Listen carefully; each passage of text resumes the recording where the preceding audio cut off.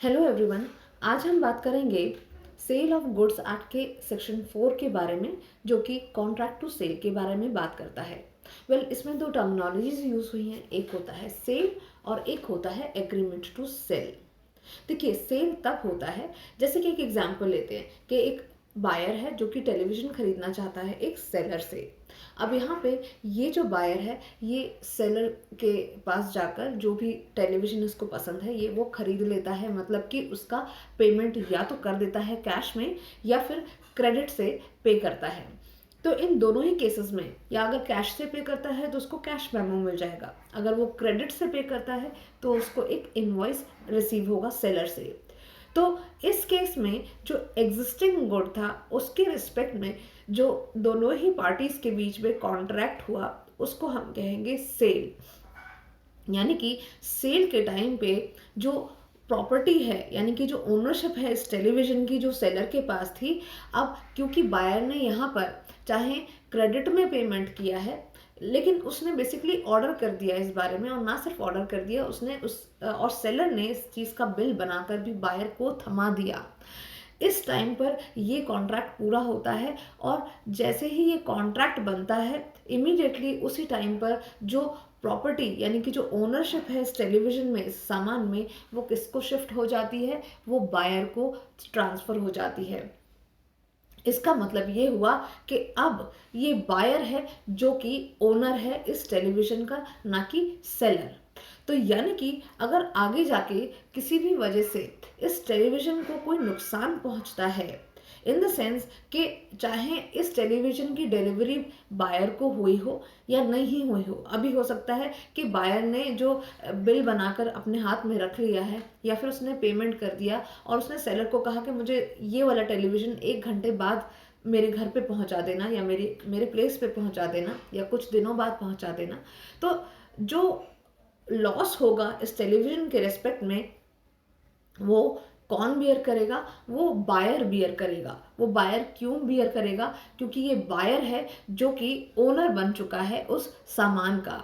लेकिन at the same time आप इस चीज़ में कंफ्यूज भी ना हो कि अगर सेलर जो ट्रांजिट के दौरान अगर कोई नुकसान सेलर के द्वारा होता है तो फिर क्या होगा? और आप ये कहें कि ये तो यूनिवर्सल रूल हो गया। द थिंग इज कि सेलर की अभी यहाँ पे वही ड्यूटी रहेगी जो कि एक बेली की बेलमेंट के कॉन्ट्रैक्ट्स में होती है।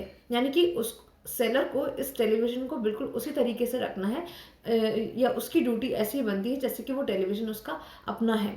लेकिन अगर सपोज करो कि जब डिलीवरी नहीं भी हुई है इस सामान की, कुछ ऐसी नेचुरल कैलेमिटी हो गई, अर्थक्वेक हो गया, फ्लड आ गया, या कोई वजह से इस टेलीविज़न को अदरवाइज कोई नुकसान पहुंचता है, तो उसका जो डैमेज हुआ है, उसका जो रिस्क है, वो कौन बियर करेगा? वो owner of the television bear करेगा। और सेल के केस में जो ओनर है, यानी कि जो ओनरशिप जो टेलीविज़न में थी, वो कहाँ चली गई?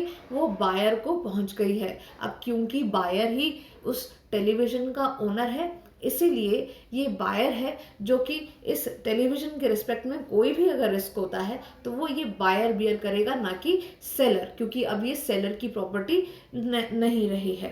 तो ये तो हो गया सेल। अदरवाइज अगर एग्रीमेंट टू सेल की बात करें तो एग्रीमेंट टू सेल के केसेस में ऐसा होता है कि वहाँ पे हो सकता है कि वो प्रॉपर्टी एग्जिस्टेंस में ही ना हो। जैसे कि कई बार आप किसी फर्नीचर को बनाने का ऑर्डर देते हैं। सपोज करो आप बायर हैं और आपने एक कारपेंटर, यानी कि सेलर जो है, उसको एक ऑर्डर दिया एक फर्नीचर बनाने का जो 10,000 का फर्नीचर है। अब यहाँ पर आप दोनों के बीच में जो डीलिंग हुई है ये सिर्फ एग्रीमेंट तक ही हुई है, यानी कि अभी क्योंकि ये फर्नीचर एग्जिस्टेंस में नहीं है, तो यहाँ पर ऑब्वियसली बात है कि अभी पेमेंट भी नहीं हो सकती है। क्योंकि आप क्या कह रहे हैं? आप कह रहे हैं कि जब ये बन जाएगा तब मुझे ये पहुँचा दिया जाए, इसकी डिलीवरी हो जाए और तभी पेमेंट होगा। तो यहाँ पर कोई भी चीज़ हुई नहीं है, और इसीलिए यहाँ पे जो ओनरशिप है इस प्रॉपर्टी में, वो कब जाएगी बायर के पास में? वो फ्यूचर डेट पर ही जाएगी, ना कि जब एग्रीमेंट टू सेल बन रहा है तभी बायर उसका ओनर हो जाए।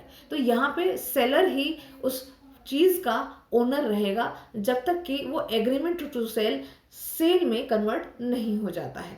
अब सपोज करो इस एग्जाम्पल में ये सपोज करो 10 दिन का टाइम दिया गया है बायर ने सेलर को कि 10 दिन में बनाकर दे दिया जाए और 10,000 का फर्नीचर बनाया गया है।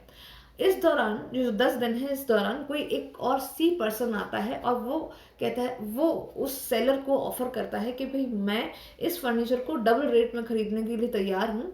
जब ये बन जाता है जब उस दौरान, तो अब यहाँ पे ये डबल दाम देकर सेलर को फर्नीचर खरीद लेता है। तो अब इस केस में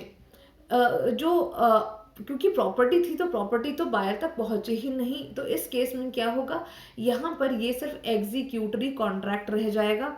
और दूसरी चीज़, जो गुड्स हैं वो फ्यूचर गुड्स के रिस्पेक्ट में हो रहा है, इसीलिए ये एग्रीमेंट टू सेल है। और एग्रीमेंट टू सेल के केस में ड्यूरिंग दैट टाइम, जब तक कि वो सामान या उस सामान में जो प्रॉपर्टी है यानी कि जो ओनरशिप है, जब तक कि वो बायर तक नहीं पहुंचाती है, शिफ्ट नहीं हो जाती है, तब तक इस प्रॉपर्टी का जो ओनर रहेगा वो कौन रहेगा, वो सेलर रहेगा। और जब सेलर ही उस प्रॉपर्टी का ओनर रहेगा तो ड्यूरिंग दैट टाइम अगर कोई लॉस होता है तो उसके डैमेज के लिए या वो जो रिस्क ऑफ डैमेज है उसको कौन बियर करेगा, सेलर बियर करेगा। एक और सवाल यहाँ पर ये है कि अगर प्राइस पे ना किया जाए इन आइदर केसेस, सेल में भी एंड एग्रीमेंट टू सेल में भी, अगर प्राइस पे नहीं किया जाता है तो उस केस में क्या होगा सेलर का। देखिए, इन आइदर केस ऐसा हो सकता है कि बायर बाद में मना कर दे उस सामान को लेने के लिए या फिर उस चीज़ की पोजेशन लेने के लिए। तो ऐसे में ऑब्वियसली बात है कि अब जब सेलर है, सेलर ने अपना सामान बेच दिया है या डिलीवरी हो गई, तो he wants money, he wants price of that thing. Price के बिना तो काम नहीं चलेगा। तो अगर सेल का केस है जहाँ पे वो एग्जीक्यूटेड कॉन्ट्रैक्ट है, जहाँ पे कॉन्ट्रैक्ट के बनने के टाइम पर ही जो प्रॉपर्टी थी वो शिफ्ट हो गई थी, यानी कि ओनरशिप थी जो ट्रांसफर हो गई थी बायर में, तो इस केस में अगर प्राइस सेलर को पे नहीं कर पाया बायर, तो सेलर के पास यहाँ पर क्या राइट होगी कि सेलर बायर को प्राइस पे करने के लिए बाध्य कर सकता है, उसको स्यू कर सकता है। साथ में एक अनपेड सेलर की जितनी भी बंडल ऑफ राइट्स होती हैं वो भी अनपेड सेलर एक्सरसाइज कर पाएगा। उदाहरण के तौर पे राइट टू लिएन, जैसे कि अगर उस सेलर को प्राइस नहीं मिलता है तो हो सकता है कि वो डिलीवरी जो चीज़ है उस चीज़ की वो ना दे बायर को, या फिर सपोज करो वो सेलर उसी सामान को फिर किसी और को सेल कर दे। तो इसी तरीके से बहुत सारी अनपेड सेलर की राइट्स हो सकती हैं। ऑन दी अदर हैंड, अगर हम एग्रीमेंट टू सेल की बात करें तो यहाँ पे अब सपोज करो यहाँ पे बायर जो था वो ऑर्डर दे गया, जो हमारा एग्जाम्पल था फर्नीचर वाला। अब यहाँ पे बायर ऑर्डर दे गया लेकिन बाद में उसने रिफ्यूज़ कर दिया कि मुझे नहीं चाहिए ये सामान। अब इस केस में क्या होगा, तो यहाँ पे seller can sue only for the damages. यहाँ पे और इसके अलावा सेलर के पास उस तरीके की सारी राइट्स नहीं होंगी जो कि सेल के केस में होती हैं। क्यों? क्योंकि सेल जो था वो पूरा कॉन्ट्रैक्ट बन चुका था, वो एग्जीक्यूटेड कॉन्ट्रैक्ट था। लेकिन एग्रीमेंट टू सेल क्या है, ये अभी भी एग्जीक्यूटरी कॉन्ट्रैक्ट है, इसीलिए यहाँ पर जो सेलर है वो सिर्फ डैमेजेस के लिए ही क्लेम कर सकता है। आगे वाले पॉइंट में मैंने लिखा हुआ है कि कौन रिस्क बियर करेगा, तो आप हमेशा इस बात को याद रखिएगा कि जो भी ओनर होगा ना उस प्रॉपर्टी का, वही उस सामान के रिस्क को बियर करेगा। जो डैमेजेस उस सामान को होंगे उस चीज़ के लिए वही रिस्पॉन्सिबल होगा।